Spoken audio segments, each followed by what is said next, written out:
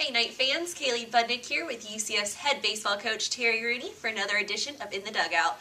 Coach talked to the media earlier and here's what he had to say. I trusted you when to put it out there, but still. A couple of your guys said from here on out you're playing for a championship now every time you go between the white lines. Talk about that mentality. Yeah, we've talked about it.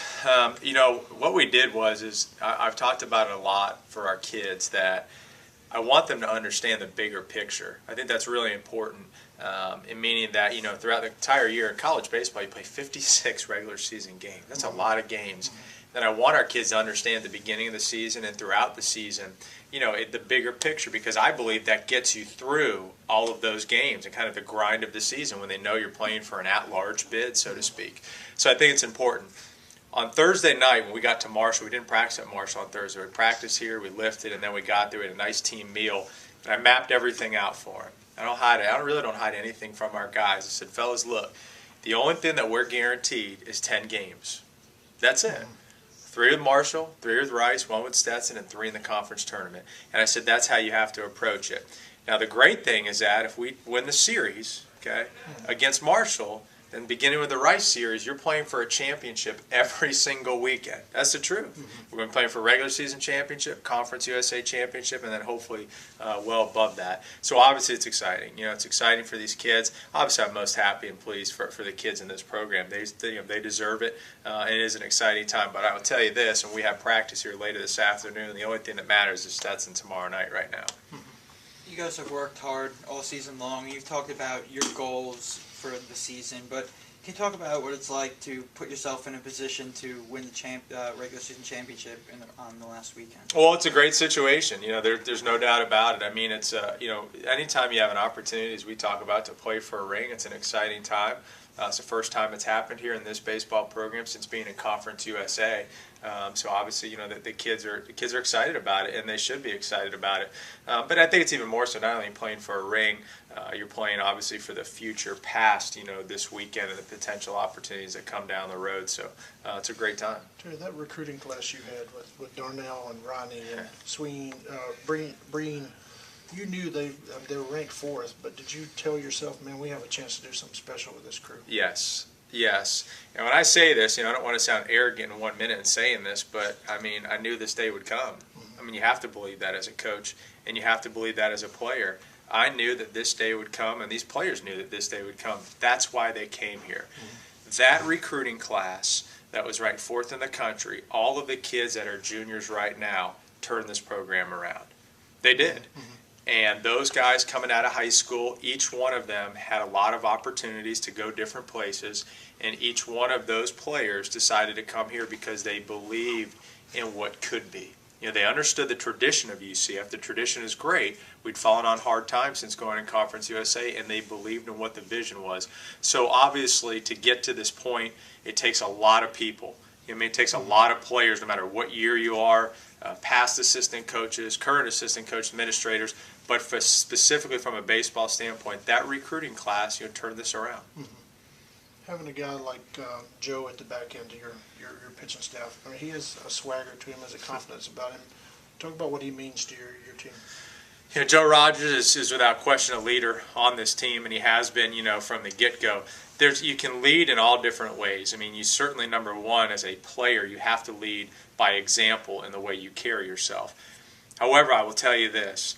On great teams, your best players also need to be great leaders. I mean, it's just the truth. I mean, that's kind of how it works. Everybody's a leader. We're going to have 27 guys moving forward, and all of the kids are leaders. I believe that. I don't name captains on our team. I'm not, every sport and every school does it different. There's nothing negative of that. I don't have them because I want all of our kids to be leaders. It's not so much being leaders. I want all of our kids to hold each other accountable. That's the biggest thing for me as a coach. When you have a program, do they hold each other accountable? Joe Rogers is one of those guys who has been a leader for our pitching staff and has held himself and others accountable. And Joe has been, relentless, in his desire to get better. And he's certainly having, in my opinion, the best year he's had for us because his command's gotten better, etc. But Joe is on a mission for himself, and Joe is on a mission for our team. I mean, I'll tell you this. I mean, last night at 9:45 at night, I'm walking out of here to the office, and there goes Joe Rogers on a run. Wow. I mean, those are things that people behind the scenes don't see, but that's what it takes to be great, and that's what Joe's attitude is. Can you talk a little bit about Alex Friedrich, the season he's having for you guys? Alex Friedrich's having a great season. I mean, it's pretty simple. Alex Friedrich is having a great season. I've said this many times, and I'll say it as many times as people ask me. Alex Friedrich is one of the reasons you get into coaching, without any question. Alex Friedrich has made the most of his opportunity. Alex Friedrich, from just a playing time standpoint, did not play a lot, early in his career. You'd never know it. Always one of the hardest workers on our team, always one of the first guys here, always one of the best attitudes on our team, and now he's gotten his opportunities and he made the most of it. I mean, Alex Friedrich, in my opinion, is an all-conference player without any question. With Ronnie, he was one of your better players the first 2 years, but I mean, he's really taken it to another level this year, right? Ronnie Richardson is one of the best players in the country. Ronnie Richardson is one of the most clutch players in America. He always has been since the day he got here. I said it, this is what I'm going to tell you about Ronnie Richardson. Not only is Ronnie Richardson one of the best players in the country, not only is Ronnie Richardson one of the most clutch players in the country, I want everybody to remember about 2 months ago what Ronnie Richardson was hitting. Really? Yeah. Ronnie struggled. I mean, the guy was hitting 150, 200, and we stuck with him, and it's for one reason, because Ronnie knew, I knew, the kids knew, everybody knew. It was just a matter of time. But Ronnie Richardson always had the attitude, the positive attitude, the work ethic, and he just loves his team and he loves UCF, and he pushed through it. I told our young kids, I told our entire team about a week and a half ago, I said, I want all you young players to understand something. When you think times are tough, I want you to look to Ronnie Richardson. Ronnie never held his head down when he was struggling. He just kept moving and pushing and working harder and as hard as he possibly could, and he remained confident in his ability to get better. And look at it. And obviously now he's having a great year. But Ronnie, even when he was struggling, he still got on base. He might have been 0 for 3, but still got the clutch hit when we needed it. And, Ronnie Richardson, you talk about kids, in my opinion, that have helped change this baseball program. Without question, Ronnie Richardson is one of the players that has helped turn around this program. Another key piece to this team is Ryan Brey. He hurt his wrist Friday night, didn't play Saturday, didn't play Sunday. What's his status, so to speak? Right now, Breener is day-to-day. He's day-to-day. We are going to see, we lifted today. We're going to practice today. He's going to see the doctor later today. There's nothing broken. There's nothing broken, which is great. We got an x-ray out there when we were at Marshall, so there's nothing broken in it. It's just going to be a matter of what he can kind of tolerate from a pain standpoint. So I would call him day-to-day. We'll see where he's at tomorrow against Stetson, and certainly the hopes that he can play tomorrow, and if not, certainly Thursday. But I'll tell you this, Chris Talladay did a great job for us this week, but obviously behind the plate, and he hasn't caught really much all year for us, but Chris did a great job, and as everybody knows, we have a Beast of the Week, which is, once a week our Beast of the Week, and Chris Talladay earned the Beast of the Week for going back there and picking his teammates up and catching, and then obviously hitting the Grand Slam, which was the biggest hit of the weekend. You have Stetson first, but a couple of your guys said you're 2 wins away from getting a ring, and it kind of consumes every thought, and Joe said there's a different edge sort of in the weight room today. Do you kind of feel it that guys are already locked in? I think so. I think so. We've, I think the kids' attitude has been very good all year, and they've been determined all year.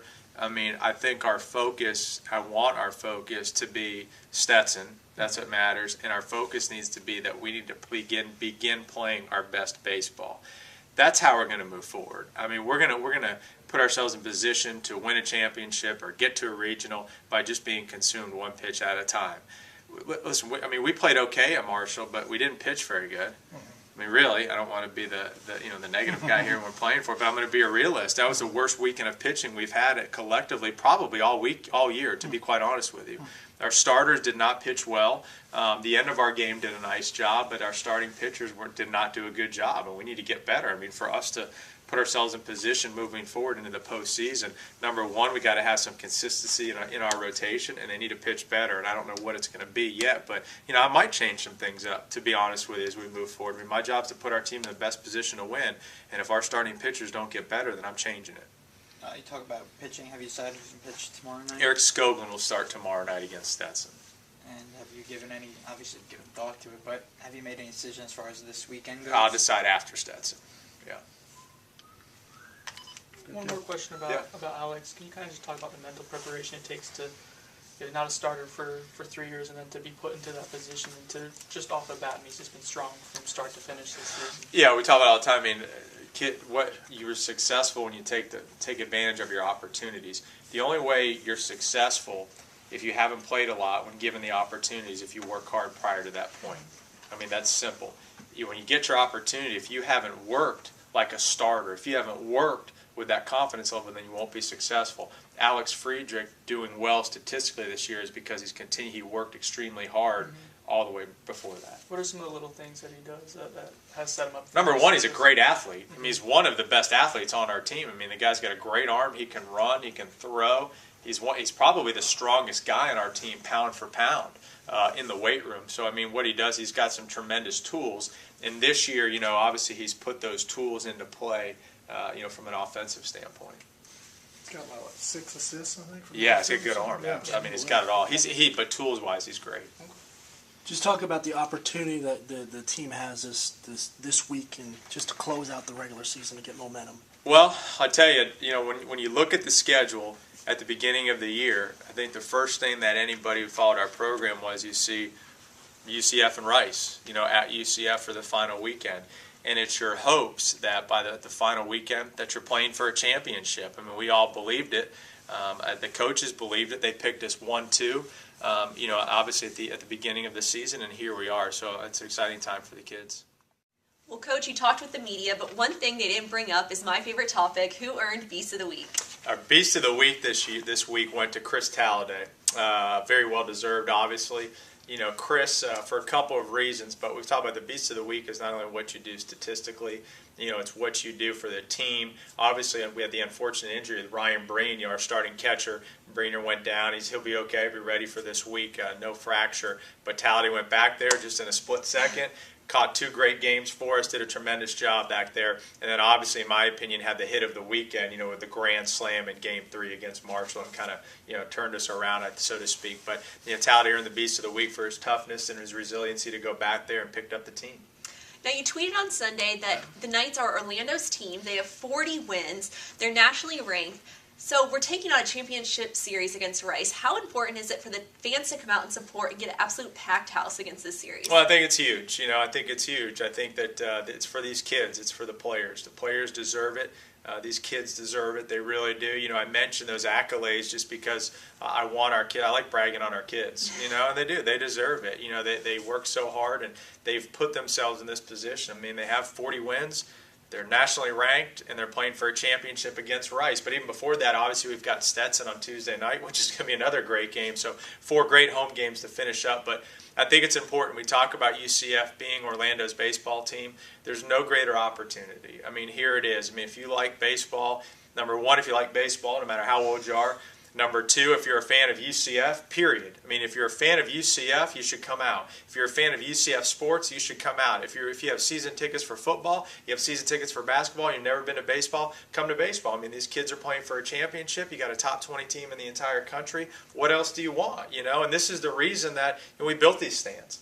This is the reason that I hope at the end of this summer we're adding more stands. These kids have put themselves in position to be one of the best baseball teams in the country.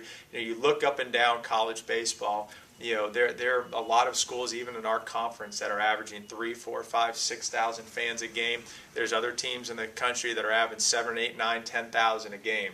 I mean, I got to think with everything that's on the line that our goal is to average about 3,000 fans a game going from Tuesday to Saturday. So really, I can tell you, I'm personally asking everybody, every baseball fan and every UCF athletics fan to come on out this weekend and support these kids. Well, Knight fans, you heard it here. We need your support. We'll be taking on Stetson here at J. Biggin Field starting Tuesday at 6:30. Then a triple play. You pay for 1 game against Rice, and you get in all 3. That's starting Thursday at 6:30 during a championship series. So come on out and support your Knights. For UCFathletics.com, I'm Kaley Budnik with UCF's head baseball coach Terry Rooney for another edition of In the Dugout.